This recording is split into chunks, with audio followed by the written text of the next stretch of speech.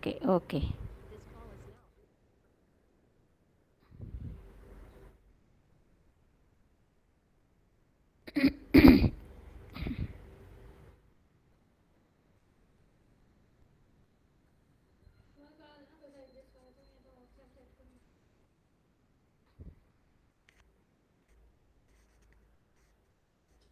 चला झाली झाली सगळ्यांची प्रेझेंटी.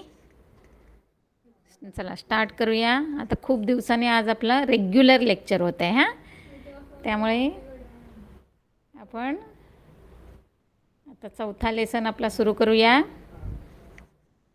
ऑलरेडी आपले 3 लेसन झालेले आहेत हां मुलांनो. त्यामुळे प्रिपरेशन तुमचं झालं असेल. शिवाय प्लस सी ई टीच्या त्या लेक्चरमध्ये तुमचं जो असा डिटेल स्टडी म्हणतात ना तोही झालेला असणार आहे 3 लेसनच्या बाबतीत. त्यामुळे आता 3 लेसनच्या बाबतीत तुम्हाला म्हणजे काही असा डाऊटसुद्धा सगळे तुमचे क्लिअर झालेले असतील. ओके. आजचा चौथा लेसन आपला एकदम इझी आहे, एन्व्हायरमेंटशी related.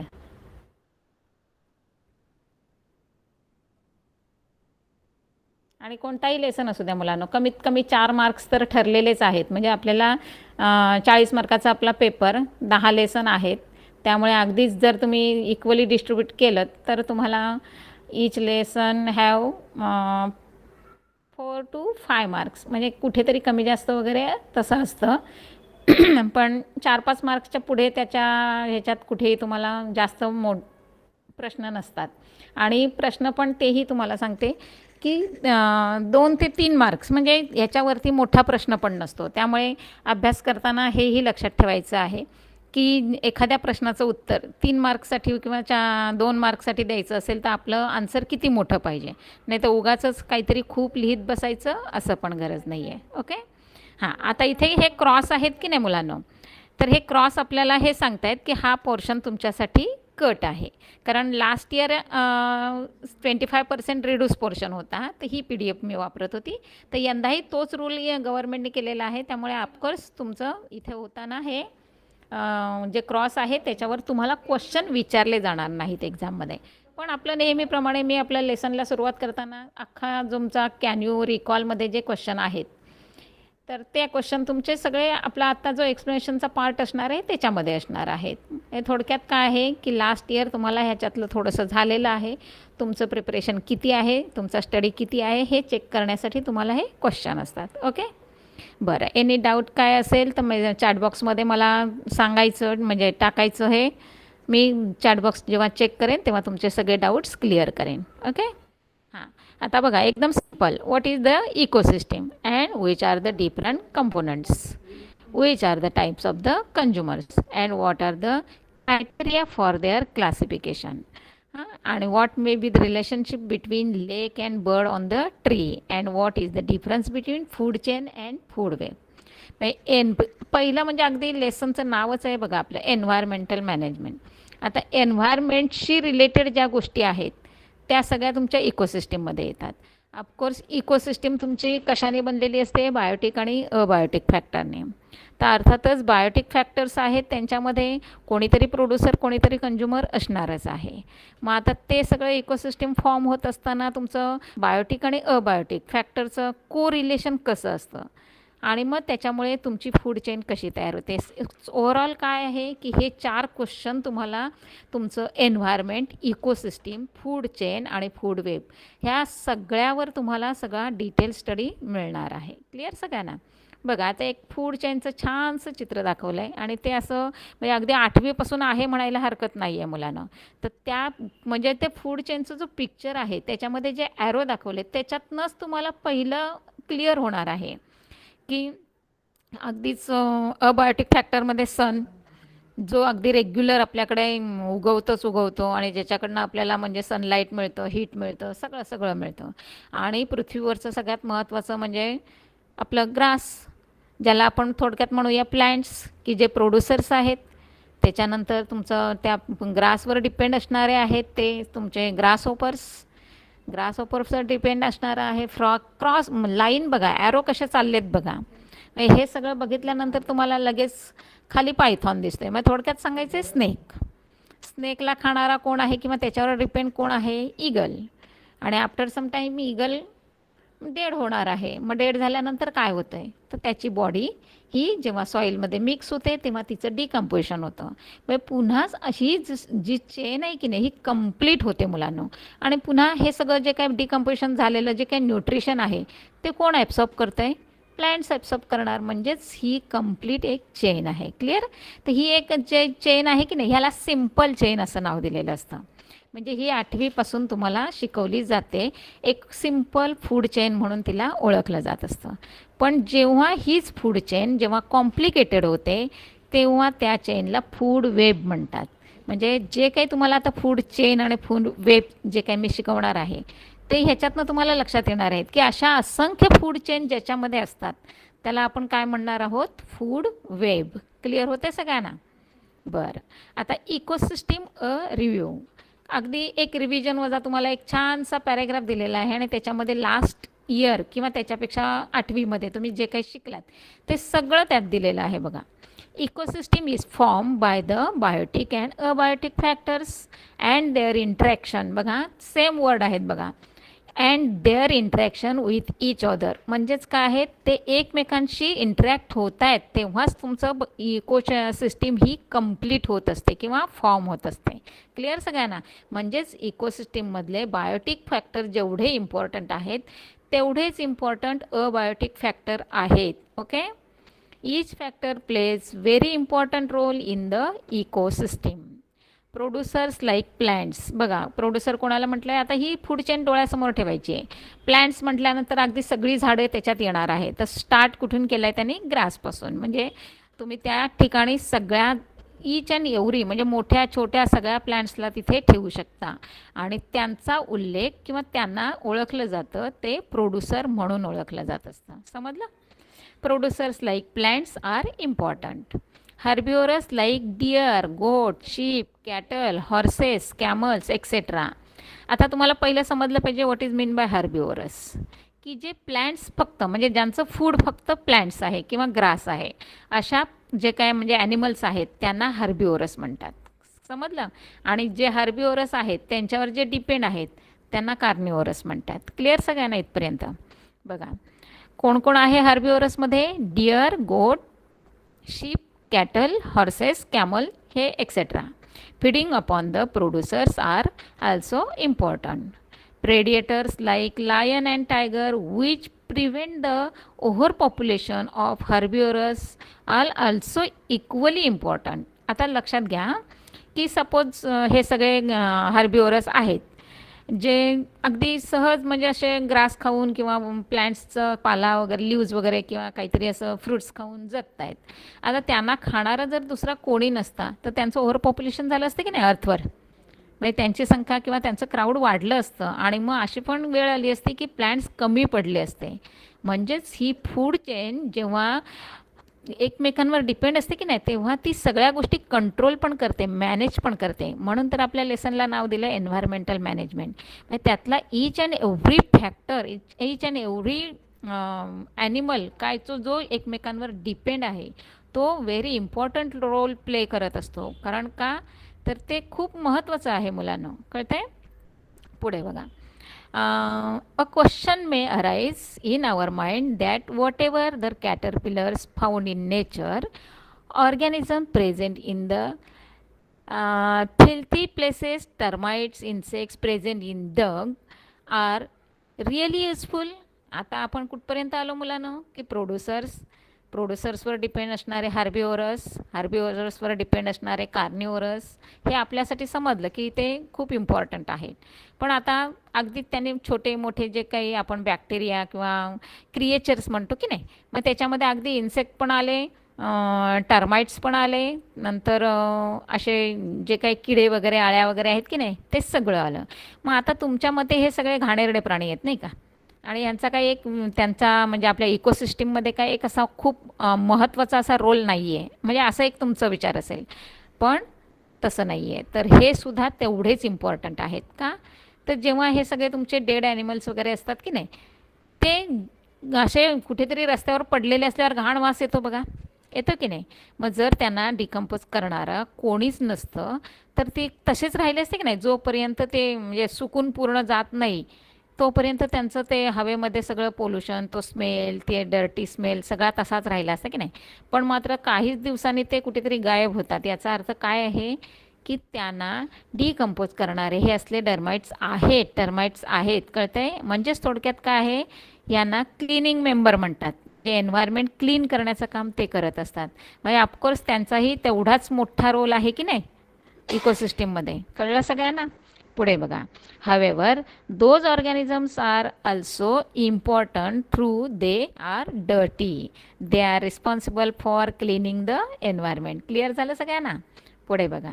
It means that our existence is due to this factors present around us, hence we should care for this factors. आपलं काय आहे की आपलं पृथ्वीवरचं जे अस्तित्व आहे ते ऑफकोर्स तेवढं म्हणजे खूप सगळ्यात जास्त इम्पॉर्टंट आहे. आणि मग ते एक्झिस्ट करायचं असेल, ते टिकवायचं असेल तर ऑफकोर्स ही फूड चेन तुमची अस्तित्वात असणं आणि ती मेंटेन करणं हे तेवढंच गरजेचं आहे. क्लिअर सगळ्यांना इथपर्यंत?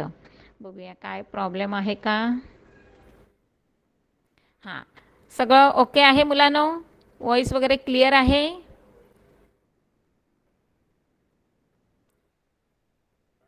Okay okay.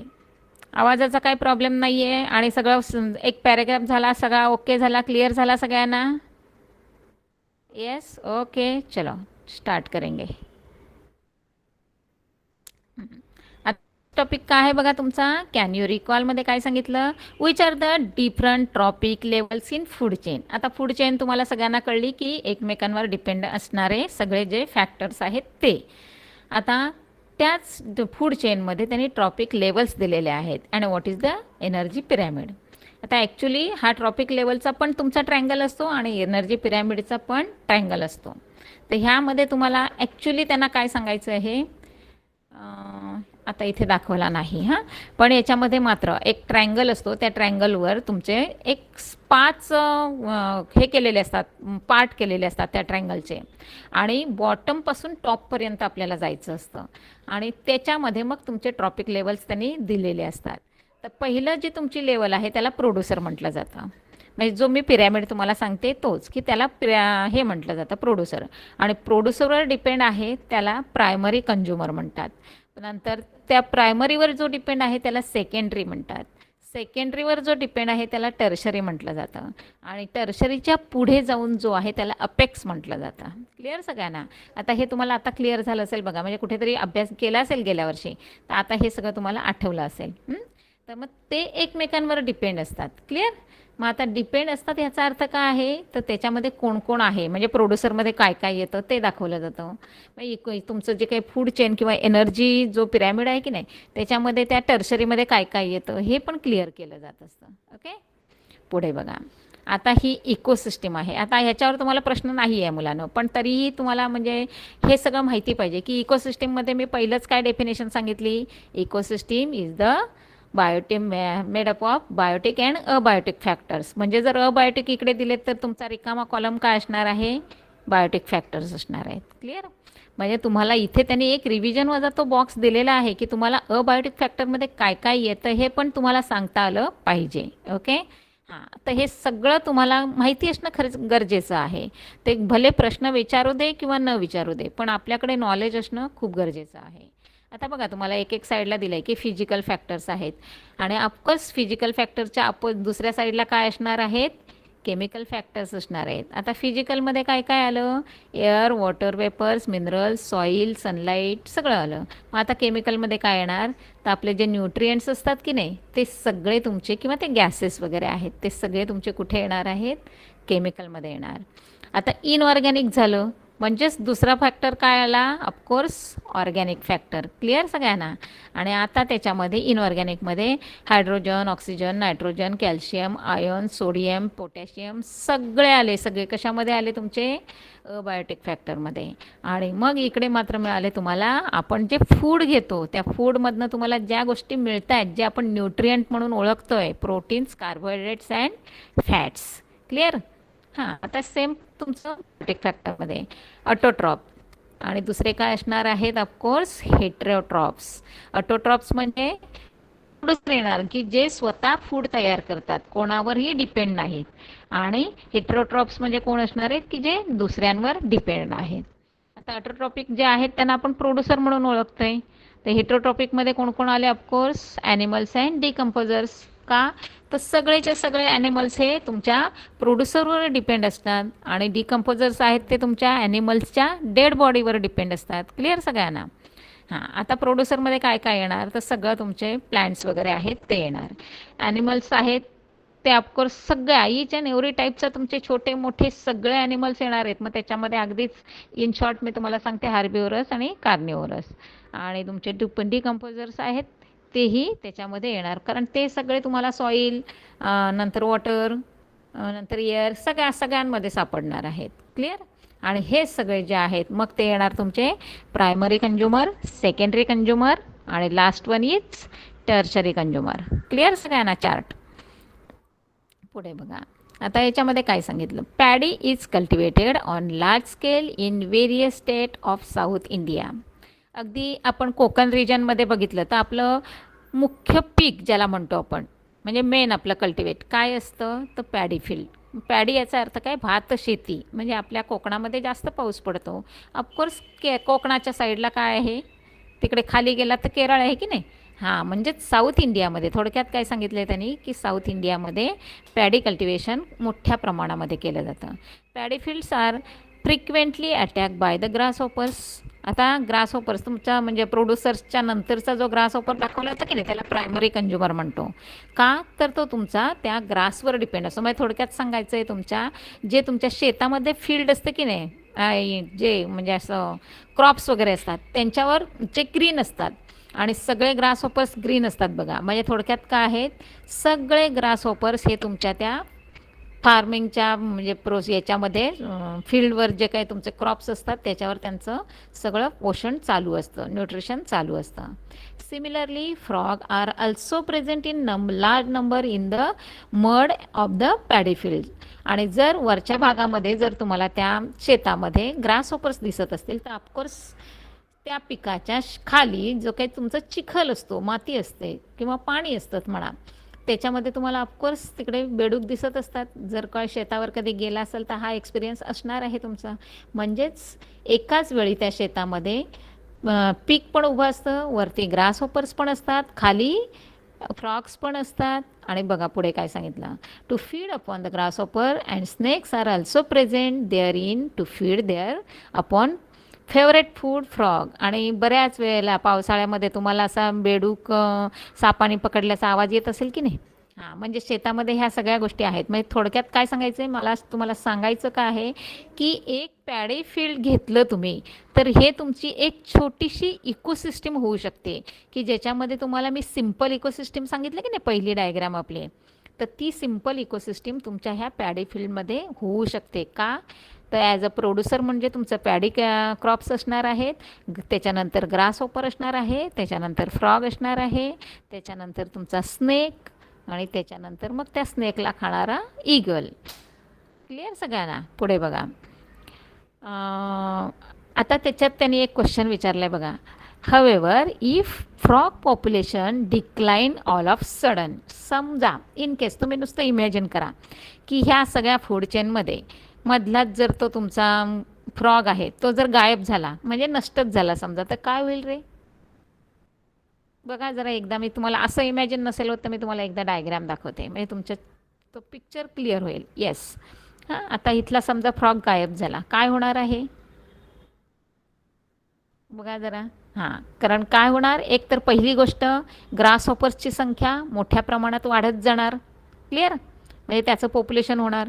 आणि दुसरं त्या फ्रॉगवर डिपेंड असणार आहे ॲज अ फूड म्हणून जो काही स्नेक त्या फ्रॉगला खात असतात की नाही, तर त्यांची उपासमार होणार की नाही, कारण त्यांचं जे मेन फूड आहे ते तिथनं मधनं गायब झालेलं आहे. क्लिअर सगळ्यांना?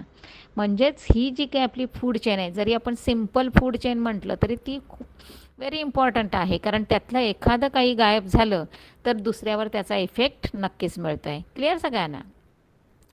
बघा पुढचं काय सांगितलं त्यांनी? रिलेशनशिप बिटवीन एन्व्हायरमेंट आणि इकोसिस्टीम. ऑफकोर्स एकमेकांचं रिलेशन आहेच, मग ते एकमेकांशी किती घट्ट आहे, किती इम्पॉर्टंट आहे बघा. एन्व्हायरमेंट इज ब्रॉड कन्सेप्ट, खूप मोठी कन्सेप्ट आहे. आता तुम्हाला तर एन्व्हायरमेंटवर खूप मोठे म्हणजे असे लेक्चर दिले जात असतात. कारण का, तर एन्व्हायरमेंट तुमचं व्यवस्थित असेल तरच आपलं लाईफ व्यवस्थित असणार आहे. आणि बऱ्याच वेळेला आपण जे काही म्हणजे घडून आणतो आहे की नाही पोल्युशन हा प्रकार, तर तो सगळा एन्व्हायरमेंट आपला स्पॉईल करतो आहे. आणि एन्व्हायरमेंट स्पॉईल होत असताना आपल्या त्या अर्थवर किती मोठे मोठे इफेक्ट होतात माहिती आहे. म्हणजे जे नॅचरल कॅलॅमिटीज येत आहेत ते जवळजवळ आपण हे सगळे जे काही उद्योग करत असतो की नाही त्याचेच ते इफेक्ट असतात. त्यामुळे environment is the broad concept असं त्याने सांगितलं आहे. Physical, chemical, and biological factors affecting the living organism in any possible way is collectively called as environment. Environment, what is mean bye environment? अगदी सिम्पल, एक मार्कला तुम्हाला question विचारला तर फक्त एवढंच सांगायचं आहे का, तर फिजिकलमध्ये आता तुम्ही बघितलं सगळं तुमचं काय येतं आहे. अगदी म्हणजे आत्ता मी तुम्हाला जो चार्ट वाचून दाखवला त्याच्यामध्ये तुम्हाला जे दाखवलं की नाही अख्खा, मी तेच म्हणूनच सांगते की क्रॉस जरी केलेलं असलं तरी आपण स्टडी करायचं आहे का. तर आता फिजिकल फॅक्टरमध्ये काय काय येतं आहे ते तुम्हाला सांगते बघा परत एकदा. Air, water vapours, minerals, soil आणि सनलाईट. आणि केमिकलमध्ये काय येतं आहे मी सांगितलं, सगळ्या प्रकारचे तुमचे जे म्हणजे केमिकल्स आहेत की नाही जे आपण शिकतो आहे ते सगळे केमिकल्स. आणि तुमचं जो बायो फॅक्टर सांगितला, बायोलॉजिकल फॅक्टर, त्याच्यामध्ये तुमचे सगळे बायोटिक फॅक्टर आहेत इकडचे राईट साईडचे, ते सगळे येणार. मग प्रोड्युसर, ॲनिमल, डिकम्पोजर सगळे येणार. क्लिअर सगळ्यांना? म्हणजेच हा फ्लोचार्ट जो आहे तो तुमच्यासाठी इम्पॉर्टंट आहे. क्लिअर सगळ्यांना? Physical, chemical and biological factor यामध्ये ते सगळाच्या सगळा तुमचा फ्लोचार्ट तुमचा येतो आहे, including physical, chemical and biological factor. आता ह्या सगळ्यांचा कलेक्टिव्हली इफेक्ट म्हणजे तुमचं काय आहे, environment. In short, environment is condition in surrounding. Clear झालं सगळ्यांना की सगळ्याचं सगळं म्हणजे अगदी एन्व्हायरमेंट अतिशय महत्त्वाचं आहे. आणि ह्याचा म्हणजे त्याच्यावर होणारे जे इफेक्ट करणारे जे फॅक्टर्स आहेत ते तुमचे फॅक्टर आहेत ते फिजिकल, केमिकल आणि बायोलॉजिकल. म्हणजेच हे सगळे तुमचे काय आहेत, कंडिशन सराउंडिंग आहेत. It includes many biotic, abiotic, natural and artificial factors. Of course बऱ्याच वेळेला त्याच्यामध्ये नॅचरल तर आहेतच, जे काही obviously environment is the natural म्हणजे कन्सेप्ट आहे की आपलं नेचर जसं आहे तसं इथे मेंटेन अगदी पूर्वीपासूनचं आहे. पण थोडंसं त्याच्यामध्ये जो काही पोल्युशनचा किंवा जो काही अजून आपण एक वेगळा प्रकार घडवून आणतो किंवा आपण आपलं डेव्हलपमेंट करत असताना जे काही आपण इम्प्रूव्हमेंट स्वतःमध्ये करतो आहे त्यावेळेला जे काही आर्टिफिशियल फॅक्टर्स त्याच्यामध्ये इन्क्लूड होत आहेत ते मात्र एन्व्हायरमेंटला स्पॉईल करत आहेत. Okay, there are two main types of the environment. One is the natural environment and other is the artificial environment. Natural environment consists of air, atmosphere, water, land and living organism. हे झाले काय तुमचे natural, की जे naturally तयार आहेत किंवा naturally born आहेत, त्याच्यामध्ये कुठेही ह्युमन बिंगचा इंटरफेअर नाही आहे. क्लिअर सगळ्यांना? First line is very important. Natural environment consists of air, atmosphere, water, land, living organism. Continuous interaction occurs between biotic and abiotic factors. Their interaction are very important. Artificial environment is also affecting the natural environment directly or indirectly. Of course, हे सगळे जे काय आहेत natural आपले factor किंवा environmental आपले जे काही ऑर्गॅनिझम्स आहेत त्यांच्यावर ऑफकोर्स जो आपला आर्टिफिशियल आहे त्याचा इफेक्ट होतोच की नाही. कारण आपण एअर पोल्युशन होतं आहे म्हणजे काय होतं आहे, एअरवर इफेक्ट झाला. ग्लोबल टेम्परेचर किंवा टेम्परेचर वाढतं याचा अर्थ काय झाला, ॲटमॉस्फिअरवर इफेक्ट झाला. आपली लँडची फर्टॅलिटी कमी होते याचा अर्थ कशावर झाला इफेक्ट, लँडवर झाला. आपलं वॉटर लेवल वाढली जाते बघा, सी लेवल, याचा अर्थ काय आहे, जे ॲटमॉस्फिअरमध्ये टेम्परेचर वाढलं त्यामुळे ऑफकोर्स सी लेवल वाढली जाते. आणि अर्थातच लिव्हिंग ऑर्गॅनिझमवर तर ह्या सगळ्यांचा इफेक्ट ऑब्वियसली होत असतो आहे. क्लिअर सगळ्यांना? Artificial environment is also affecting the natural environment directly or indirectly. Basically, environment consists of two basic factors. First one is biotic factor and second one is abiotic factor. The science that deals with the study of interaction between biotic and abiotic factor of the environment is called as ecology. आता तुम्हाला ecology, आता अर्थातच आपण ecosystem शिकतोय. आता ecosystem म्हणजेच काय सांगितलं, basic functional unit use to study the ecology is called as the ecosystem.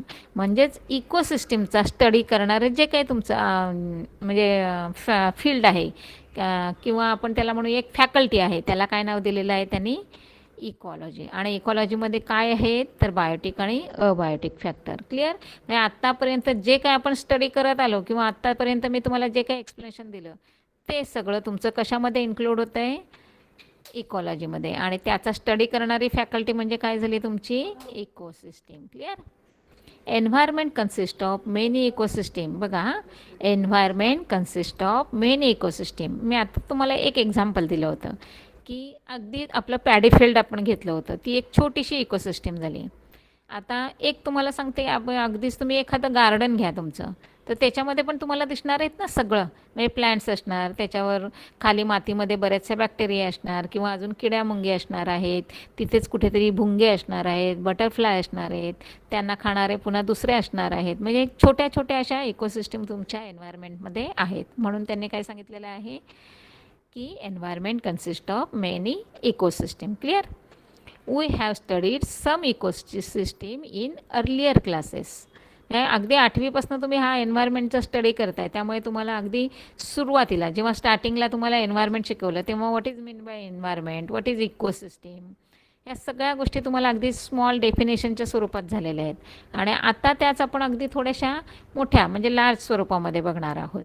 मग आत्ता आपण जो स्टडी करणार आहोत तो आपण अर्थचा करणार आहोत. बघा पुढे, a small pond is an ecosystem. बघा, आता मी तुम्हाला गार्डनचं एक्झाम्पल दिलं होतं, पॅडी फील्डचं दिलं होतं, आणि अजून एक आपलं एक एक्झाम्पल आहे की पॉन्ड. अगदी छोटंसं म्हणजे डबकं किंवा तळं बघितलं तर त्याच्यामध्ये पण इकोसिस्टीम असते की नाही.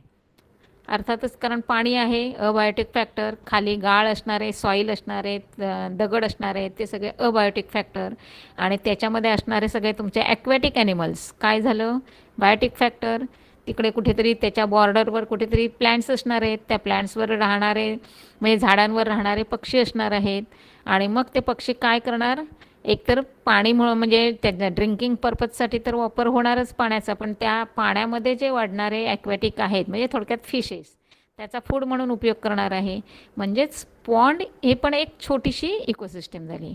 पण सगळ्यात मोठी कोणती सांगितली त्यांनी, whereas the earth is the largest ecosystem. Clear झालं सगळ्यांना. In brief, biotic and abiotic factor occupying the definite geographical area and their interactions collectively constitute the ecosystem. अगदीच आता तुम्हाला चांगलं रिलेशन समजलं असेल, what is mean bye ecosystem. मग ती अगदी अर्थचं एक्झाम्पल घेतलं तरी चालणार आहे किंवा तुम्ही अगदी छोटे पॉन्ड घ्या, गार्डन घ्या किंवा पॅडी फील्ड घ्या, कोणतंही घ्या. ओके. पुढे बघा, आता एक तो बॉक्स असतो तो फार महत्त्वाचा असतो. याच्यामध्ये आता ह्या सगळ्या मी तुम्हाला सांगते ना, एक which cycle are operated in the environment. आता सायकल्स म्हणजे काय, त्याला असं चेन, म्हणजे आपण आता ही फूड चेन म्हणतो की नाही, तसं तुमचं गॅसेसचे चेन असते किंवा चक्र असतं, त्याला सायकल म्हटलं जातं. मग आता ते कसं असतं बघा, environmental balance is maintain through the continuous operation of the various natural cycles like water cycle, carbon cycle, gases cycle like nitrogen cycle, oxygen cycle. Environmental balance is also maintain due to the various food chains of the ecosystem. आता food चेनमध्ये environmental balance होतं हे पण सांगितलं तुम्हाला. तर ह्या ज्या बाकीच्या आपण ज्या काय एन्व्हायरमेंटल बॅलन्स करण्यासाठी सायकल बघतोय त्याही तेवढ्याच इम्पॉर्टंट आहेत.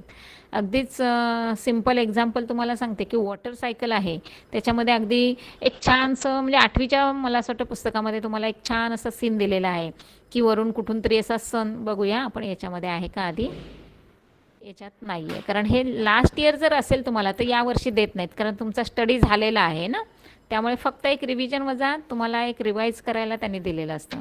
काय असतं ते सांगते बघा, की एकतर सन दाखवतात, तिथे कुठेतरी तुम्हाला अशी झाडं दाखवतात, पृथ्वी दाखवतात, थोडंसं कुठेतरी सॉईल दाखवतात, त्याच्या शेजारी कुठेतरी रिव्हर किंवा सी दाखवतात. मग त्या सनमुळे येणारं जे काही हीट असते, सनराईज, त्या हीटमुळे पाण्याचं वेपरायझेशन होतं. वेपरायझेशन झाल्यामुळे तो सगळे वेपर्स आहेत ते कुठे जाणार आहेत तुमचे, वर जाणार आहेत. वर गेल्यानंतर त्याच वेपर्सला जेव्हा कोल्ड एअर मिळते किंवा त्यांचं मग ते ढगामध्ये जातात आणि त्या ढगांना कुठेतरी हवा लागली की त्याचा पाऊस पडतो. म्हणजे काय झाली, ही पुन्हा फुल वॉटर चेन कंप्लीट झाली. कळतंय सगळ्यांना? हां, म्हणजे हेच त्यांना सांगायचं आहे की पाण्याचं म्हणजे कंप्लीट चेन कशी होते. मग ही चेन म्हणजे पण तुमचं काय झालं, एक एन्व्हायरमेंटल बॅलन्स झाला. क्लिअर सगळ्यांना? मग अशाच तुमच्या ह्या सगळ्या गेल्या वर्षी मला असं वाटतं 9वीच्या पुस्तकामध्ये आहेत ह्या छान कार्बन सायकल, गॅसेस सायकल, त्याच्यामध्ये नायट्रोजन सायकल, असे NO2 SO2 असे बरेच बरेच दाखवलेत बघा. जरा पुस्तकं लास्ट इयरची असतील तर जरा बघा, म्हणजे ह्या सायकल पण तुम्हाला सगळ्या समोर येतील. क्लिअर? आता पुढे बघा. Human existence is totally impossible without existence of nature. म्हणजे जर आता आपण एक आहोत की आपण ह्युमन बिंग म्हणजे सगळ्यात हुशार प्राणी की नाही, पण आपलं अस्तित्व हे बाकीचे जर नसतील तर राहणार आहे का रे? कारण आपण डिपेंडंट आहोत सगळ्यांवर. त्यामुळे आपलं जे काय अस्तित्व आहे, एक्झिस्टन्स आहे, हे कम्प्लीट नेचरवर डिपेंड आहे. कळतंय? It is basic responsibility of human being to preserve the nature without disturbing its balance. It is said that we have got this earth planet to lease from our future generation and not as the ancestor property of our ancestors. किती छान दिलंय बघा. Hence we should not forget to conserve it for ourselves, for the future generation. म्हणजेच अगदीच आपल्या कुठे आपण म्हणतो की नाही, आपल्या वडिलांकडनं किंवा आपल्या मागच्या पिढ्यांकडनं मिळालेली आपल्याला काही प्रॉपर्टी असते, तिला आपण अगदी कसंही वापरतो नाही का. पण तसं नाही आहे. ह्या एन्व्हायरमेंटच्या बाबतीत आपण एक लक्षात ठेवायचं आहे की हे एन्व्हायरमेंट आहे ते व्यवस्थित असेल तरच आपलं ह्युमनचं एक्झिस्टन्स बॅलन्स म्हणजे टिकून राहणार आहे.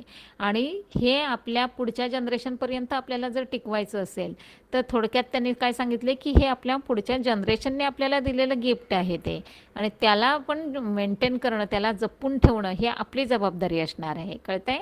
म्हणजे अगदीच ॲन्सेस्टरकडनं मिळालेलं गिफ्ट आहे आणि कसंही वापरलं आहे असं नाही. तर त्याला टिकून ठेवणं ही तुमची जबाबदारी आहे. का तर नेक्स्ट जनरेशन हे तुमच्या यंग वन्सचं असणार आहे. मग त्यांच्यासाठी हे एन्व्हायरमेंट नीट अँड क्लीन असणे आणि बॅलन्स असणं गरजेचं आहे. म्हणून ती तुमची जबाबदारी आहे. क्लिअर? पुढे बघा. काय याच्यामध्ये कोणाला काही डाऊट आहे का? एकदा चेक करते. हां, no problem. Yes, very good. चलो स्टार्ट करेंगे. हां, आता कुठे आलो आपण? इथे ना. हां, एन्व्हायरमेंटल कन्झर्वेशन. आता मुलांना जर असं लक्ष द्या की एक एक टॉपिकला जो नाव आहे की नाही, त्या म्हणजे अगदी टॉपिकवर रिलेटेड तुम्हाला क्वेश्चन येत असतो. म्हणजे व्हॉट इज इकोसिस्टीम, आणि त्याच्यानंतरचा आला रिलेशनशिप बिटवीन एन्व्हायरमेंट आणि इकोसिस्टीम. मग ह्याच्यावर 3 मार्कासाठी क्वेश्चन येतो. मग 3 मार्कासाठी तुम्हाला फक्त एवढा पॅरेग्राफ मुलांना एक्सप्लेन करायचं आहे. 3 मार्क्ससाठी तुम्हाला जास्त काही खूप लिहायची गरज नाही आहे. क्लिअर सगळ्यांना?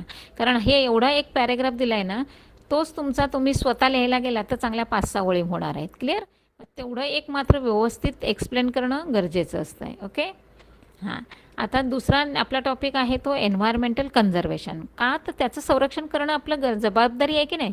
मग ते का करायचं, त्याच्यासाठी काय मोठा रोल असणार आहे, तर ते तुम्हाला 3 मार्कासाठी. म्हणजे हे सगळे जे काय आहेत की नाही आजचं आपल्या लेसनचे, हे डिस्क्रिप्टिव्हमध्ये तुम्हाला क्वेश्चन विचारले जातात. अगदी 3-3 मार्कांसाठी याच्यातले असतात आणि ते फिरून फिरून विचारलेले असतात. आता मी तुम्हाला सुरुवातीलाच सांगितलं की 4 मार्क्स किंवा 5 मार्क्सला आपला लेसन असतो. पण लेसन ॲक्च्युली पेपर तुमचा 40 मार्काचा असला ना तरी 60 मार्काचा आपला एक ओव्हरऑल पेपर असतो, ज्यातनं तुम्हाला चूज करून 40 मार्क्स लिहायचं असतं. कारण तुम्हाला एक्स्ट्रा क्वेश्चन असतात बघा प्रत्येक क्वेश्चनमध्ये.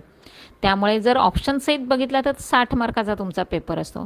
त्यामुळे असे क्वेश्चन तुम्हाला एक्स्ट्रा अगदीच म्हणजे एका लेसनवर 6-6 मार्काला 7-7 मार्काला पण विचारले जातात. मग अगदीच हा तर अगदी म्हणजे एक्सप्लेनेशनला खूप इझी लेसन आहे. त्यामुळे ह्याच्यावरचे जे 4-5 मार्क्स आहेत ते सगळ्यांना मिळाले पाहिजेत असा स्टडी ह्याचा करून ठेवायचा आहे तुम्ही. ओके? बघा क्वेश्चन काय काय आहेत. Which factors affect the environment and how. What will happen if the number of consumers in environment goes on increasing gradually. मगाशी मी तुम्हाला सांगितलं होतं की एखादा डिक्रीज झाला तर किंवा नष्ट झाला तर, वॅनिश झाला तर. आता इथे समजा इन्क्रीज झालं तर काय होईल सांगितलं. And what will be the effect of industry establish on river bank on the river ecosystem. म्हणजेच अगदी नेहमीच, आणि हे तर नेहमीचं चित्र आहे की जिथून नदी आहे किंवा एखादा पाण्याचा काही सोर्स आहे तिथेच नेहमी इंडस्ट्री इस्टॅब्लिश केली जाते. का तर त्यांना माहिती आहे आपल्याकडनं लिक्विड वेस्टेज भरपूर होणार आहे, मग ते ड्रेन कुठे करणार, तर ते अशा वॉटर बॉडीमध्ये ते ड्रेन करत असतात. पण त्याचा इफेक्ट एन्व्हायरमेंटवर किती होतो आहे ते त्यांना माहिती नसतं, किंवा माहिती असूनही ते दुर्लक्षित असतं. ओके.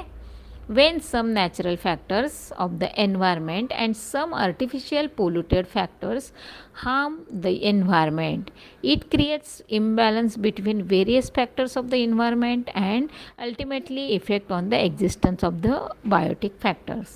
कारण जेव्हा वॉटर बॉडीज तुमच्या पोल्युटेड होत आहेत तेव्हा ॲक्वॅटिक ॲनिमल्स आहेत त्याच्यावर त्यांचा इफेक्ट होतो, आणि ऑफकोर्स त्यांच्या ज्या स्पीसीज आहेत त्या वॅनिश होतात. कळतं आहे? म्हणजेच त्याच्यावर त्याचा एक इफेक्ट होत असतो. आता हे जे काही तुम्हाला हे दिलेत ना चौकोनामध्ये बघा, मग अशी पण होतं एक जीवो जीवस्य जीवनम, हे तुम्हाला एक्सप्लेन करायला येत असतं की हे व्हॉट इज मीन बाय जीवो जीवस्य जीवनम. तर तुम्हाला म्हणजे एक दुसऱ्यावर डिपेंड आहे. जे मी तुम्हाला चेन शिकवते की नाही, त्या चेन त्याच्यातनं तुम्हाला एक्सप्लेन करायच्या आहेत. म्हणजे हा जर तुम्हाला आला तर समजून जायचं तुम्हाला आपला लेसन नंबर 4वरचा क्वेश्चन आहे. त्याच्यानंतर आहे the earth is sufficient to satisfy everyone's need but not the greedy. बघा किती छान म्हणजे एक स्टेटमेंट केलेलं आहे गांधीजींनी की पृथ्वीवर इतक्या सगळ्या गोष्टी इतक्या विपुल मोठ्या प्रमाणात आहेत की प्रत्येकाचं म्हणजे सॅटिस्फॅक्शन होऊ शकेल, प्रत्येकाची गरज भागवली जाईल एवढं आहे. पण प्रत्येकाची जी काही हाव आहे की नाही, आपण मनुष्य प्राणी आहोत, आपल्याला थोडंसं पशुपक्ष्यांसारखं मिळून चालत नाही. आपल्याला काय आहे, आपल्याकडे आपण ग्रीडीनेस आहे ना आपल्याकडे. त्यामुळे प्रत्येकाची जी काही ग्रीडीनेस आहे ती पूर्ण करणं हे एन्व्हायरमेंट नाही करू शकत. फक्त मात्र नीड जी आहे ती पूर्ण करू शकते. Okay. At present many environmental problems have been arisen due to the effect of various natural and artificial factors on the earth. Environmental pollution is one of those main factors. Generally, contamination of any material is its pollution. बघा किती छान, म्हणजे अगदी जे तुम्हाला माहिती आहे तेच सगळं सिम्पल सेंटेन्समध्ये त्यांनी स्टेटमेंट करून टाकलेले आहेत. बघा, unnecessary and unacceptable change in the surrounding environment due to the natural events or human activities is called as environmental pollution. Simple definition दिलेली आहे. काय? the contamination of any material, it is pollution. Clear? Pollution काय झालं की contamination झालं म्हणजे pollution होतं आहे. आता हेच पोल्युशन काय करते पुढे जाऊन, एन्व्हायरमेंट पोल्यूट करते. म्हणून त्यांना काय त्याने दुसऱ्या वर्डमध्ये कसं मांडलं, unnecessary and unacceptable change in the surrounding environment due to the natural events or human activities. आता नॅचरल इव्हेंट का म्हटलं त्यांनी, तर बऱ्याच वेळेला असं म्हणजे अर्थक्वेक होतं, फ्लड येतं किंवा सॉईल इरोशन होत असतं. म्हणजे ह्या वेळेला जे होतं ते नॅचरल होत असतं, पण ते पण अननेसेसरी आणि अनएक्सेप्टेबल असतं. क्लिअर? आणि बाकीच्या ज्या आहेत त्या अगदीच इंडस्ट्री वगैरे आहेत त्या ह्युमन बिंगशी रिलेटेड आहेत.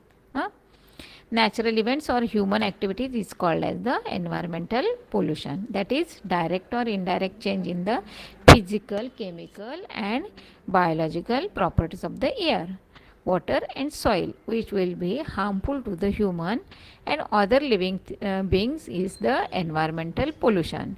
Various reasons like pollution, explosion and that fast in industrialization and indiscriminate use of the natural sources, deforestation and unplanned urbanization are responsible for the environmental pollution. आता एक तुम्हाला बॉक्स दिलेला असेल बघा, मला असं वाटतं हां येस, एन्व्हायरमेंटल हे कन्झर्वेशन आहे की नाही, याच्यामध्ये तुम्हाला environment what are the effects of environmental pollution असा एक बॉक्स असतो.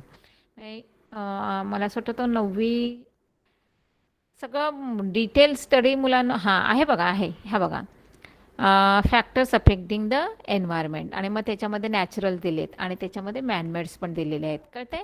आता त्या नॅचरलमध्ये अर्थक्वेक दिला आहे, बाकीचे सगळे तुम्ही टाकायचे आहेत. आणि मॅनमेडमध्ये डिफॉरेस्टेशन दिलं आहे, बाकीचे तुम्ही टाकायचे आहेत. मग आता तेच सगळे तुम्हाला आता इथे त्यांनी सांगितलं आहे की जे काही आहेत फॅक्टर्स, ते फॅक्टर्स अल्टिमेटली काय करत असतात, नॅचरली किंवा आपल्या ह्याच्याने आर्टिफिशियली एन्व्हायरमेंट पोल्यूट करत असतात. कळतं आहे? मग आता याच्यामध्ये जे आर्टिफिशियली आहेत त्याच्यात जरा प्रमाण जास्त आहे बघा. मग ते त्यात कोण येतं आहे, तर एकतर पहिलं म्हणजे आपली ग्रोथ, जी पॉप्युलेशन आहे आपलं अतिशय आहे, त्याच्यामुळे बराच इफेक्ट होतो आहे एन्व्हायरमेंटवर. दुसरं आहे इंडस्ट्रियलायझेशन, थोडंसं आपण डेव्हलपमेंट करतो आहे कारण इकॉनॉमिकली आपल्याला डेव्हलप व्हायचं आहे ना, म्हणजे इंडस्ट्रियलायझेशन होते, पण त्याच्यामुळे एअर पोल्युशन, सॉईल पोल्युशन सगळं होत असतं. त्याच्यानंतर आहे एक अर्बनायझेशन, म्हणजे अगदी प्रत्येक माणूस काय झालं आहे हल्ली शहराकडे वळायला लागला आहे, खेड्यात कोणाला राहायचं नसतं बघा. मग त्यामुळे काय झालं आहे, अर्बनायझेशन वाढलं आहे. त्यामुळे ऑफकोर्स सगळं जे काही शेती आहे ते सगळं त्याच्यावर अगदी सिमेंटचं जंगल म्हणतो ना आपण मराठीमध्ये, तसं ते सिमेंटचं जंगल उभं राहतं. म्हणजे थोडक्यात सांगायचं आहे बिल्डिंग्ज उभ्या राहत आहेत. म्हणजे जे काही आपली शेती होती, ॲग्रिकल्चर जे म्हणजे मोठ्या प्रमाणामध्ये होत होतं ते आता थोडंसं कमी होतं आहे आणि अर्बनायझेशन जास्त होतं आहे. क्लिअर? आता बघा, which are the types of the pollution. आता ऑफकोर्स मी तुम्हाला सांगितलं की पोल्युशन होतं आहे म्हणजे इफेक्ट कोणावर होतो आहे, एअर होतो आहे, सॉईलवर होतं आहे, वॉटरवर होतं आहे. मग आता त्याच्याशीच रिलेटेड पोल्युशन आहे, त्याला नाव दिलेलं आहे त्यांनी एअर पोल्युशन, सॉईल पोल्युशन आणि water pollution. What do we mean by the natural and artificial pollution? Of course जे नॅचरल फॅक्टर्स आहेत की ज्याच्यामुळे पोल्युशन होतं आहे त्याला म्हणायचं नॅचरल, आणि जे आर्टिफिशियल आहेत किंवा मॅनमेड आहेत त्याला ऑफकोर्स आपण काय म्हणणार आहोत, आर्टिफिशियल पोल्युशन. आता तुम्हाला दोन पिक्चर दाखवलेत बघा, fog and pollution in the city a problem. आता हे बघा, म्हणजे हे चित्र बघितलं तुम्हाला की लगेच तुम्हाला कळून येते की नाही की किती मोठ्या प्रमाणामध्ये व्हेइकल्स आहेत, आणि व्हेइकल्समधनं बाहेर पडणारा तुमचा जो कार्बन डायऑक्साईड आहे, कार्बन मोनॉक्साईड आहे, काय करतं आहे, फार मोठ्या प्रमाणामध्ये एअर पोल्युशन करतं आहे. कळतं आहे? Pollution is the broad concept. आता बघा, जर मगाशी पण तुम्हाला सांगितलं की एन्व्हायरमेंट ब्रॉड कन्सेप्ट, तसं त्या एन्व्हायरमेंटला पोल्यूट करणारा जे काही तुमचं पोल्युशन आहे ते पण काय आहे, खूप मोठ्या प्रमाणात आहे. Various types of the pollution like air, water and sound, soil, thermal, light pollution occurs around us. किती म्हणजे एअर, सॉईल आणि वॉटर हे तर आपले नेहमीचेच झाले, अजून त्याच्यामध्ये ॲड केलेत बरेचसे. बघा, ultimate adverse effect of all this is on existence of all the living organism. आणि पोल्युशनचा सगळ्यात मोठा इफेक्ट कोणावर होत असेल तर सगळेच्या सगळे तुमचे बायोटिक फॅक्टर्स आहेत, लिव्हिंग ऑर्गॅनिझम्स आहेत. मग त्याच्यामध्ये सगळे आले, प्लांट्स आले, ॲनिमल्स आले, क्रिएचर्स आले, सगळे आले. कळतं आहे? Out of these environmental conservation has become the need of hour. We have studies the air pollution. बघा, आता हे सगळं जर तुम्हाला एअर पोल्युशन कंट्रोल करायचं असेल तर पहिलं सगळं जे काही आर्टिफिशियल जे पोल्युशन होते की नाही ते कंट्रोल होणं गरजेचं आहे. म्हणजेच जेव्हा आपण आपला स्वतःचं म्हणण्यापेक्षा आपली कंट्रीची जी काही डेव्हलपमेंट करतो आहे ती डेव्हलपमेंट करत असताना आपलं लक्ष कुठे असलं पाहिजे, किंवा आपल्या डोक्यात विचार कोणाचा असला पाहिजे, तर एन्व्हायरमेंटचा. कारण एन्व्हायरमेंट हे सगळं म्हणजे एन्व्हायरमेंटवर आपलं ह्युमन लाईफ डिपेंड आहे, आणि तेच जर स्पॉईल होत असेल एन्व्हायरमेंट तर ऑफकोर्स आपलं ह्युमन लाईफ डेंजर झोनमध्ये येत असतं. कळते? हां, मग त्याच्याशीच आता रिलेटेड तुम्हाला पहिला चार्ट दिलेला आहे तो एअर पोल्युशन, वॉटर पोल्युशन आणि सॉईल पोल्युशन. आता त्या एअर पोल्युशनमधले कंपोनंट्स काय काय आहेत, सोर्सेस काय काय आहेत, त्याचे इफेक्ट्स कोणावर होत आहेत आणि कसं कंट्रोल करायचं, हे सगळं तुम्हाला 9th स्टँडर्डमध्ये झालेलं आहे. कळते? अगदी सिम्पल दिलेलं आहेत बघा, एक एक एक एक एक एक कसं काय आहे, कोणावर कोण डिपेंड आहेत, सोर्सेस काय असणार आहेत. आणि ओव्हरऑल लक्षात घ्यायचं आहे की हे सगळे ऑल टाईप ऑफ पोल्युशन कोणामुळे होत असतात, तर मोस्टली इंडस्ट्रियलायझेशनमुळे होत असतात. आणि दुसरे कधीतरी नॅचरल कॅलॅमिटीज ज्या आहेत आपल्या, की म्हणजे अगदी पुन्हा एकदा रिपीट करते की फॉरेस्ट फायर असेल, किंवा आपलं अर्थक्वेक असेल, किंवा फ्लड असेल, हे सगळे तुमचे नॅचरल, म्हणजे ह्या तिन्ही टाईपचं पोल्युशन करायला ते सोर्स होऊ शकतात तुमचे. आणि ऑफकोर्स त्याचा इफेक्ट कोणावर होणार आहे, एन्व्हायरमेंटवर. आणि एन्व्हायरमेंटवर इफेक्ट झाला की त्याचे इफेक्ट कोणाला जाणवतात, तर सगळे आपले आहेत जे बायोटिक फॅक्टर त्याच्यावर. आणि हे सगळं कंट्रोल करायचं काम कोण करणार आहे? तर हे सगळं कंट्रोल करण्याचं जबाबदारी, म्हणजे थोडक्यात सांगायचं जबाबदारी आपल्या ह्युमन बिंगवर असणार आहे. का? तर बायोटिक फॅक्टरमध्ये येणारे प्लॅन्ट्स आणि बाकीचे जे काही म्हणजे अगदी छोटे मोठे प्लॅन्ट्स ॲनिमल्स असतील तर ते कुठेही कधी एन्व्हायरमेंट स्पॉईल करत नाहीत एक्सेप्ट ह्युमन बिंग. त्यामुळे ते एन्व्हायरमेंटला कंट्रोल करणं म्हणजे पोल्युशनला कंट्रोल करण्याची जबाबदारी पण त्यांची येत नाही. कळत आहे? म्हणजे अगदी तुमचे वाईल्ड ॲनिमल असू देत किंवा आपल्याकडचे ॲनिमल्स असू देत, त्यांचा काहीही रोल नाही आहे. कारण ते कसे करत असतात? ते फक्त स्वतःचं लाईफ जगत असतात. ते एन्व्हायरमेंटला स्पॉईल करत नाही. किंबहुना त्यांच्यामुळे एन्व्हायरमेंट मेंटेन आहे म्हणायला काहीच हरकत नाही आहे. ओके, पुढे बघा. आता हे सगळं मी काय एन्व्हायरमेंटबद्दल सांगते की नाही, त्याच्यात खूप मोठं तुम्हाला जे काही एन्व्हायरमेंटला पोल्यूट करण्याचं काम कोण करत असेल तर हे तुमचे आहेत रेडिओ ॲक्टिव्ह पोल्युशन. का? तर मोठ्या प्रमाणामध्ये आता आपण सगळे जे काही रेडिएशन आपल्या या एन्व्हायरमेंटमध्ये सोडलं जातं आहे ना, ते कोण सोडत आहेत? तर हे सगळे जे काही रेडिओ ॲक्टिव्ह एलिमेंट आहेत ना ते सोडत आहेत. मग त्याचा वापर कुठे आणि कसा केला जातो ते तुम्हाला याच्यामध्ये दिलेलं आहे बघा. काय सांगितलं आहे? Radioactive pollution can occur due to the 2 main reason सांगितले आहेत. एक नॅचरल आणि दुसरं artificial. Ultraviolet and infra radiations are natural radiations. बघा हां, ultraviolet and infra radiations are natural. का? तर सनरेजमधनं येणारे तुमचे अल्ट्राव्हायलेट आहेत आणि इन्फ्रा रेडिएशन्स ते त्यातूनच येणारे आहेत. हे सगळे नॅचरल आहेत. वेरॅज X-rays and radiations from the atomic energy plants are artificial. आता बघा, तुमच्या बऱ्याच वेळेला डॉक्टर लोक तुमचा एक्सरे काढत असतात तेव्हा ते स्वतः मात्र ॲप्रन घालत असतात बघा. कळतं आहे? कारण का? तर हे जे सगळे सोडलेले एक्सरेज आहेत ते तुमच्या बॉडीतनं आरपार जात आहेत तेव्हाच तुमचे इंटरनल ऑर्गन डिस्प्ले होत आहेत की नाही त्या पिक्चरमध्ये. हां, मग त्याचा इफेक्ट तुमच्या बॉडीवर होत असतो. म्हणून तर एका क्लिकमध्ये नेहमी एक्सरे काढला जातो आणि कंटिन्युअस वारंवार असे एक्सरे काढत नाहीत बऱ्याच वेळेला. का? तर न कळत ह्याचा कुठेतरी तुमच्या बॉडीवर इफेक्ट होत असतो. क्लिअर सगळ्यांना? पुढे बघा. आणि त्यांनी दुसरं काय सांगितलं आहे? Radiations from the atomic energy. जेव्हा आपलं इलेक्ट्रिसिटी जनरेट करतो की नाही तिथे मोठ्या प्रमाणामध्ये आपलं हे रेडिओ ॲक्टिव्ह एलिमेंट्स यूज केले जात असतात.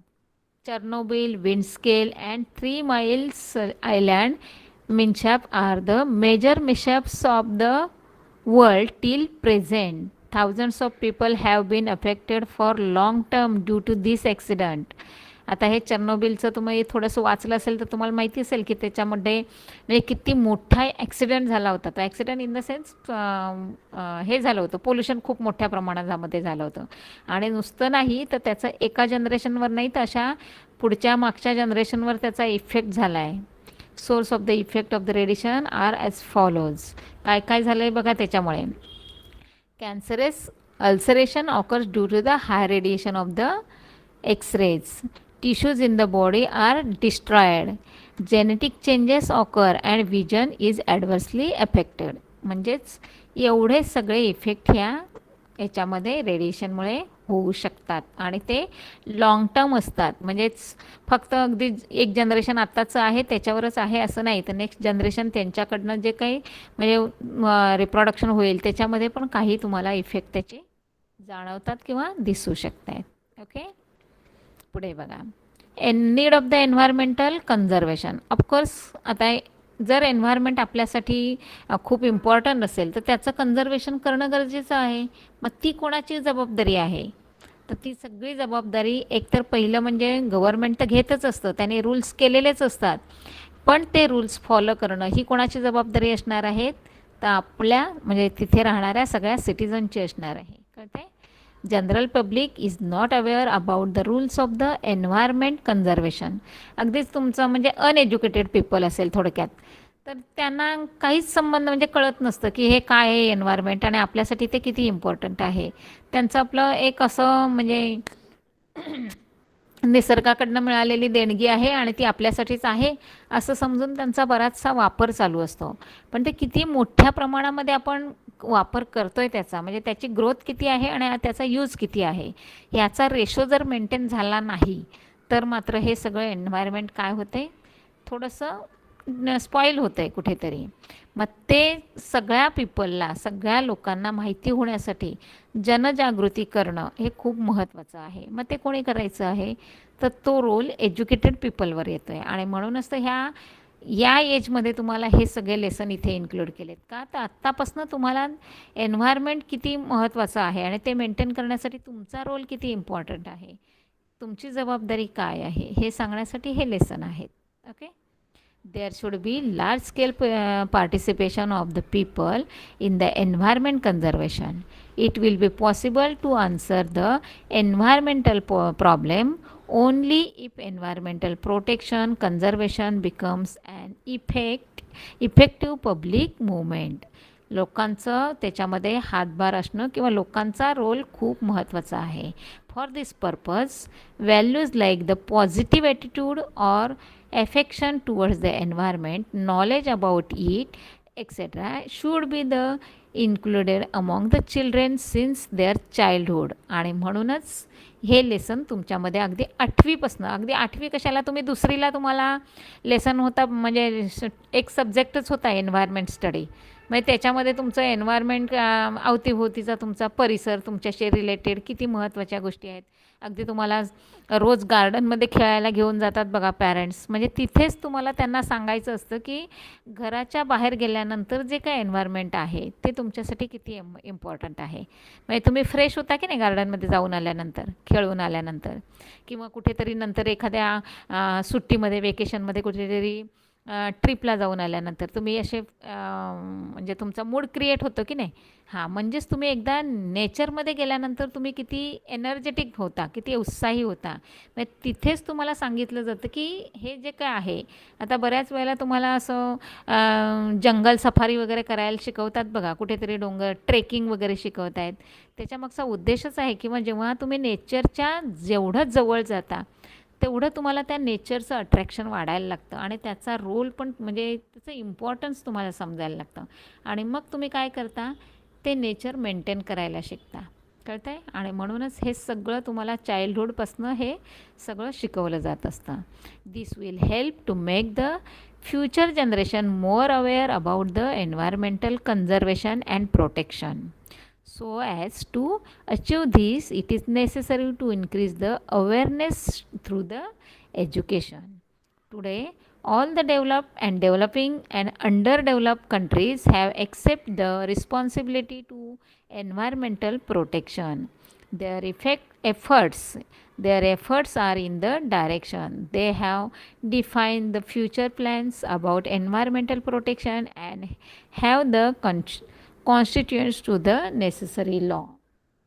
आता सगळ्यांना जर नेचरचं इम्पॉर्टन्स समजलं, म्हणजे अगदी डेव्हलप कंट्री, ज्या डेव्हलपिंग कंट्री आहेत त्या, काही अंडर डेव्हलपमध्ये येतात त्या सगळ्या कंट्रीजना एन्व्हायरमेंटचं इम्पॉर्टन्स समजलेलं आहे. आणि आता ते एन्व्हायरमेंट प्रोटेक्ट करायला लागले आहेत. आणि मग ते प्रोटेक्ट करण्यासाठी त्यांनी वेगवेगळे रूल्स लावलेले आहेत आणि प्रत्येकाने ते रूल्स फॉलो करायचे आहेत. असं प्रत्येक सिटिझनकडे त्यांनी एक म्हणजे हे टाकलेली आहे की कंपल्शन केलेलं आहे, प्रत्येकाने हे रूल्स फॉलो करायचे आहेत. आणि जे फॉलो करत नाहीत त्यांना पनिशमेंट मिळते किंवा पेनल्टी लावली जात असते.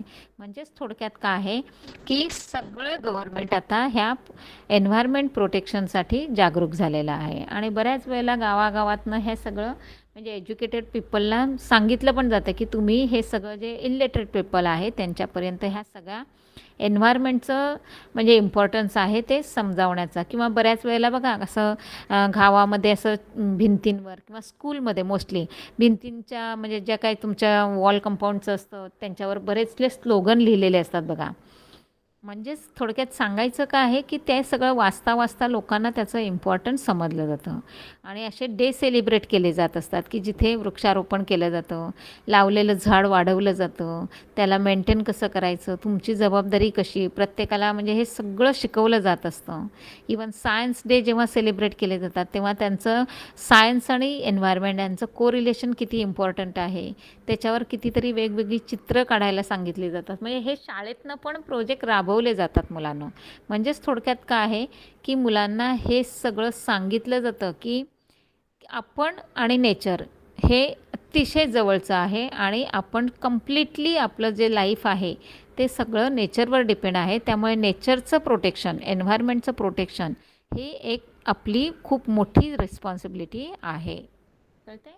बरं, मला असं वाटतं इथे आपण आज थांबूया, कारण एन्व्हायरमेंटल कन्झर्वेशन हे आवर्स रिस्पॉन्सिबिलिटी आहे, हे याच्यातलंच आहे. पण नेक्स्ट लेक्चरपर्यंत थांबूया, कारण हा एक मोठा टॉपिक आहे आणि त्याला स्टार्ट करायचं आणि थांबायचं ते अर्धं शिकवल्यासारखं होतं आहे. हां, आता need of the environmental conservation याच्यामध्ये हा क्वेश्चन लक्षात घ्या मुलांना. असा क्वेश्चन पेपरमध्ये तुम्हाला छापून येतो. याच्यामध्ये 4 स्क्वेअर, तुम्हाला 4 बॉक्स दिलेले आहेत, एम्प्टी बॉक्स. म्हणजे थोडक्यात काय आहेत, ह्या एम्प्टी बॉक्समध्ये तुम्ही 4 ते एन्व्हायरमेंटल हे टाकायचे आहेत, फॅक्टर्स टाकायचे आहेत, की तुम्हाला 2 मार्क हे सहज मिळून जात आहेत. ओके, इथपर्यंत आपण आता थांबूया. काय कोणाला शंका आहे का? Any doubt, anybody? Okay, everything is clear? Okay, चलो. तर आता आपण काय करूया, इथे थांबूया. चला, ओके, बाय बाय. बाय.